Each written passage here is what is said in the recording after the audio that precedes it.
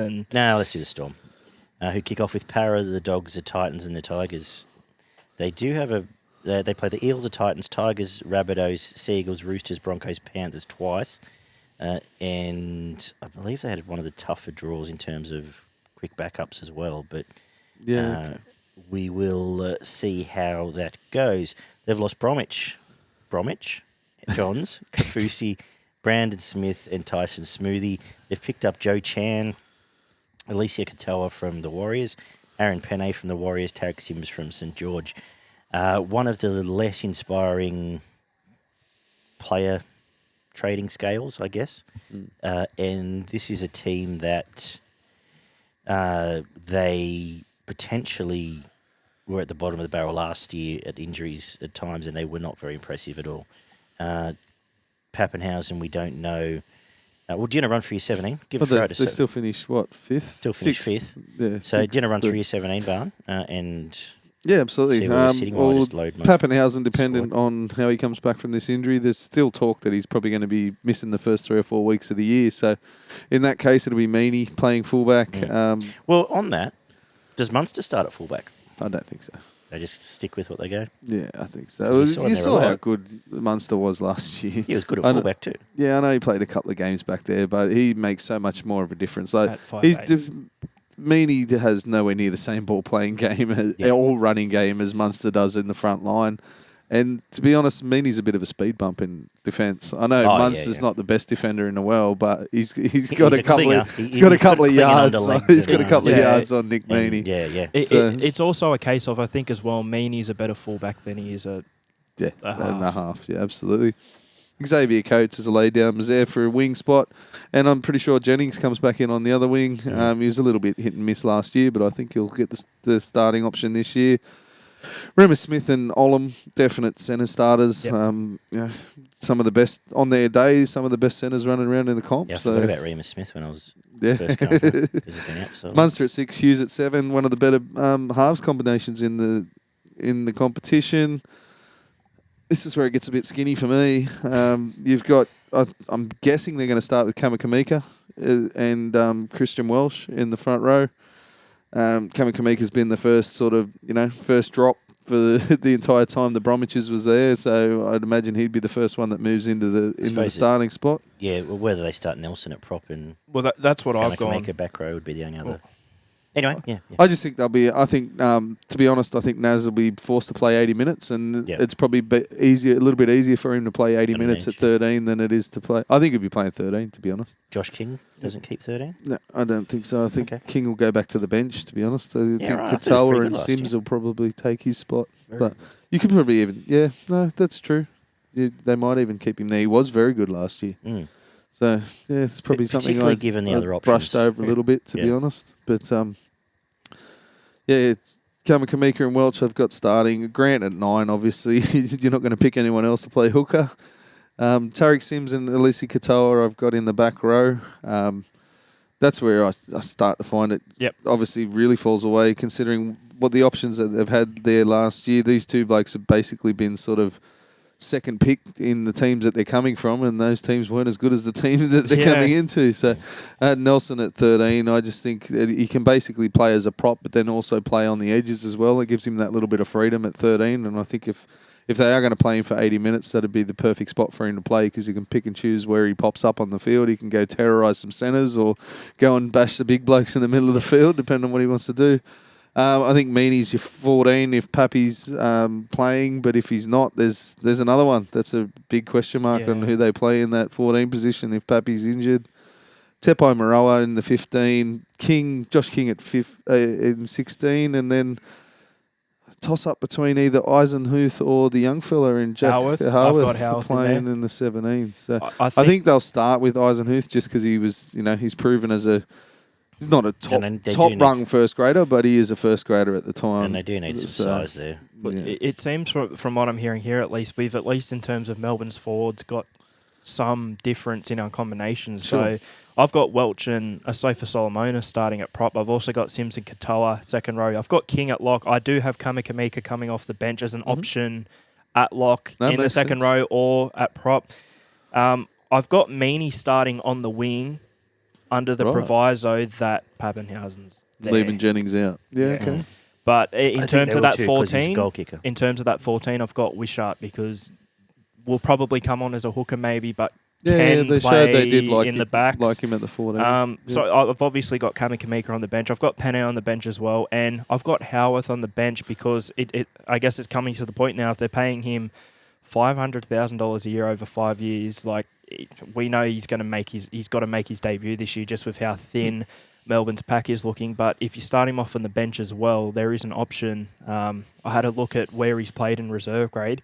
He has played a chunk of games at centre as well. So if the centres are looking poor, which there is a good chance they will, knowing how Melbourne have looked, especially defensively, that might be an option for Howarth, at least just something a bit easier to ease him into first grade before moving to the second row. Yeah, the mail is if he was at 10 other clubs, he'd be playing first grade.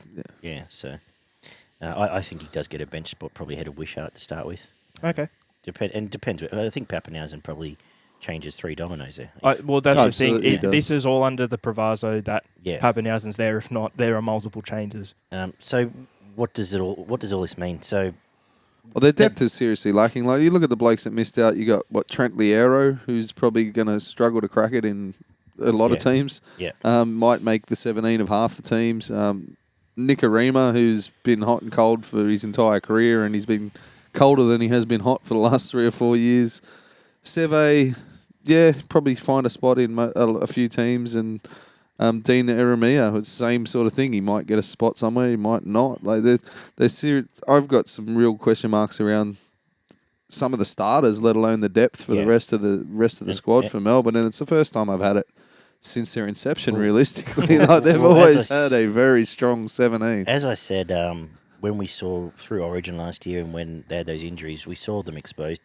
And that well is dry. There's no production line right now producing top first grade edges and top first grade back rowers and not just that, you're taking the 500 games of first grade out of the front at least, forward pack. And it's a step back. The guys that they've got in are decent first graders, and they probably will improve under Bellamy, but there's still a step back from what they had there. There is still that sort of chance, just because it's Bellamy, that Howarth will come out as a world beater. Penne will be all the better. Katoa will be a renewed player at Melbourne, and we'll be halfway through the year talking about how much of a genius Craig Bellamy is. So this is another stage of proving ground for Bellamy with these players he's got in. There's not a lot of hype over them, but if he can make something of them... He got 1 foot out the door as well, is the other thing.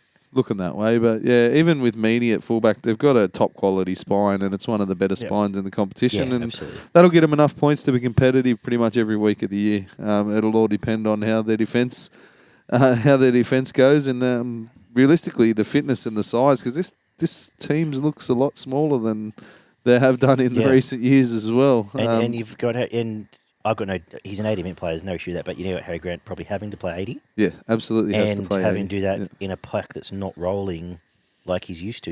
I don't think he's, a lot of time, he's not going to be able to duck in with that one hand and off he goes and have the next forward hitting it, because they're going to get, I'll be honest, they're going to get owned in some of these games. Penrith would own them. Like that Tigers forward pack we just talked about.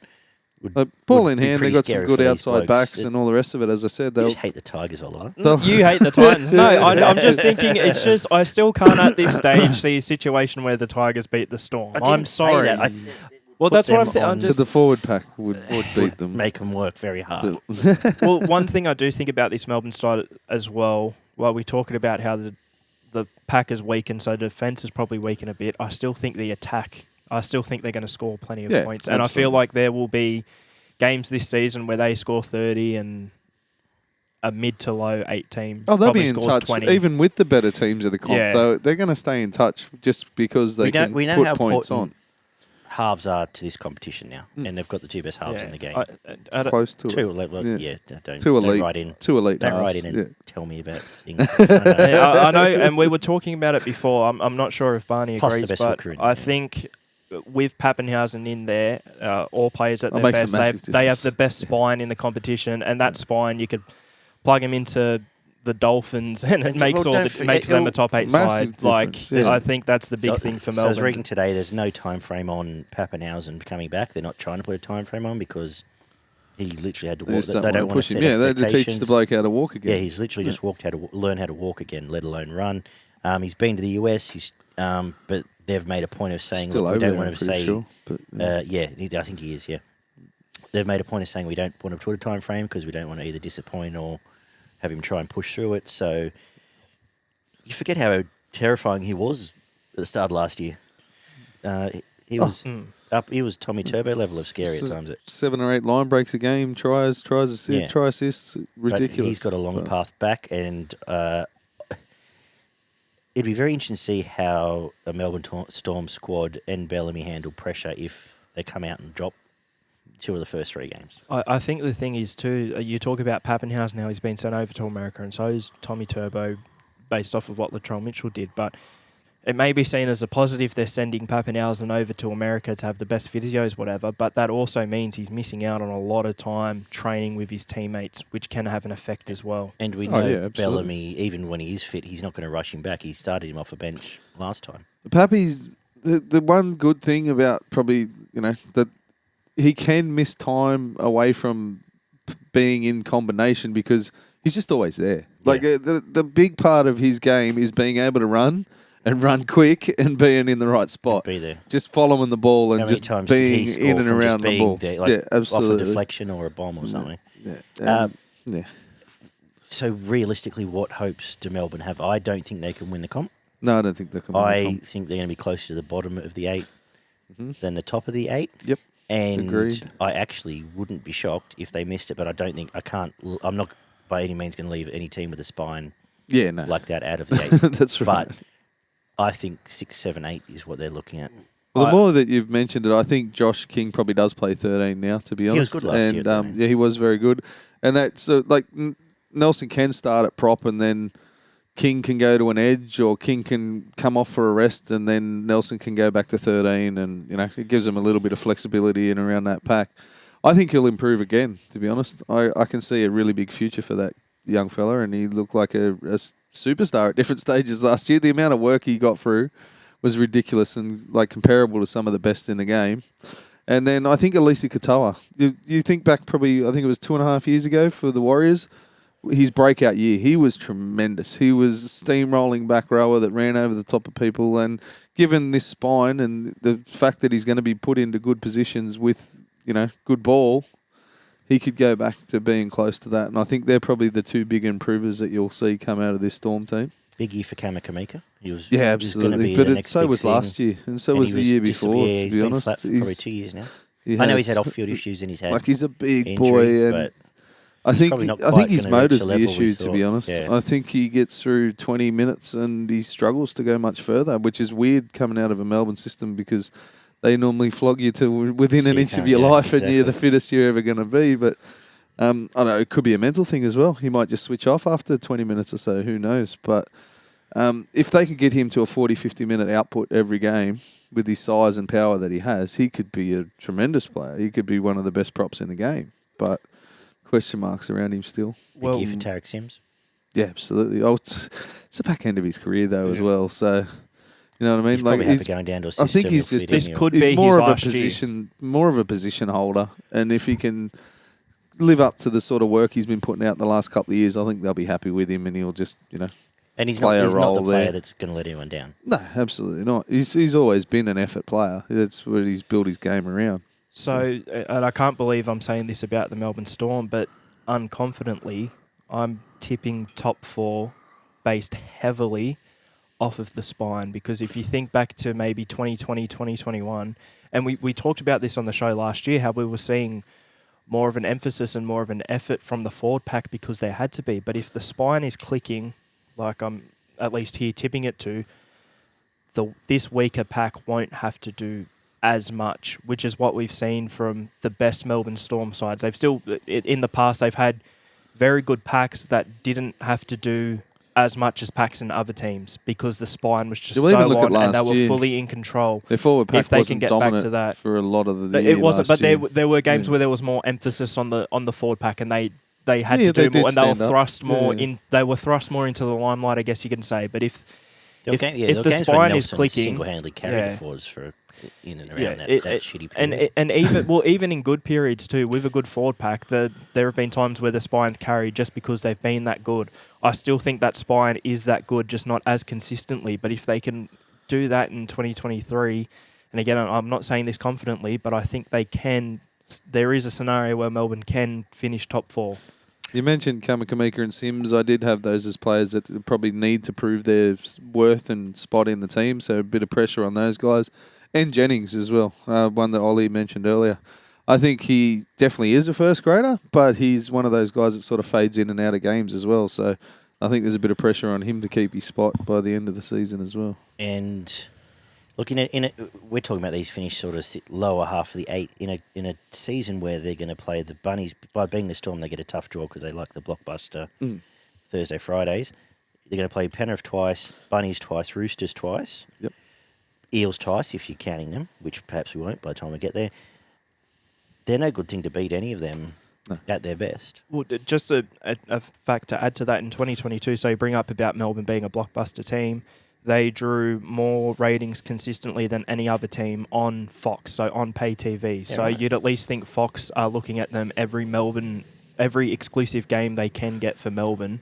No, yeah, absolutely. They'd be They've trying got their own market. Yeah. I haven't It's dominant looked specifically, too. but I imagine a lot of that would be trying to get them into the Super Saturday 7:30 games. 7:30 games, and times when they're not competing with, like, the early game on a Sunday would probably be quite good up against the AFL and that kind of stuff. But Yeah.